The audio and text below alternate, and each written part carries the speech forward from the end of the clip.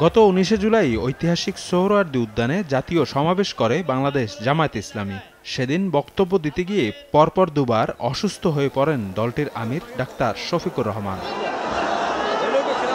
সমাবেশ শেষে হাসপাতালে ভর্তি করা হয় তাকে। সেদিনই প্রাথমিক চিকিৎসা শেষে বাড়ি ফেরেন তিনি। তবে ফলো আপ চিকিৎসার জন্য গত মঙ্গলবার হাসপাতালে নিলে চিকিৎসকেরা তার এনজিওগ্রাম করেন। এতে তার হার্টে 5টি ব্লক ধরা পড়ে, যার 3টি গুরুতর। জাতীয় সমাবেশ করলাম, সেখানে সভাপতির বক্তব্য রাখতে গিয়ে উনি পরপর স্টেজ থেকে কথা বলতে গিয়ে দুবার চেষ্টা করেছেন, দুবারই পড়ে গিয়েছিলেন। ওখান থেকে তাকে আমরা একটা ইবনে সিনা হাসপাতালে নিয়ে যাওয়া হয়েছিল। প্রাথমিক পরীক্ষা নিরীক্ষা করে কোনোটাই কিছু ধরা পড়ে নাই। তো একটি ভালোভাবে পরীক্ষা নিরীক্ষা করার জন্য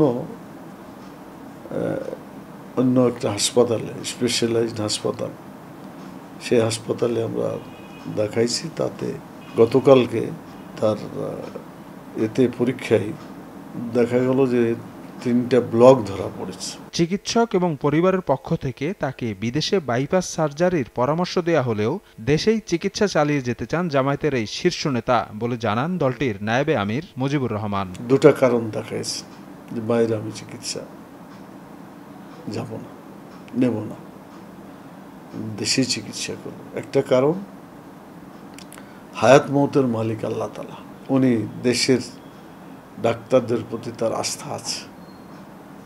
এই আস্থাটা উনি নিজেই ফিল করেন এবং এদেশেই তিনি চিকিৎসা করতে চান।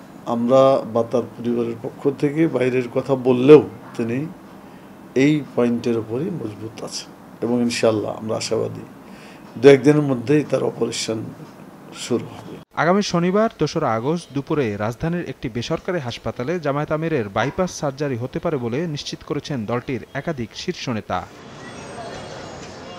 শফিক মুন্সী, সময় সংবাদ, ঢাকা।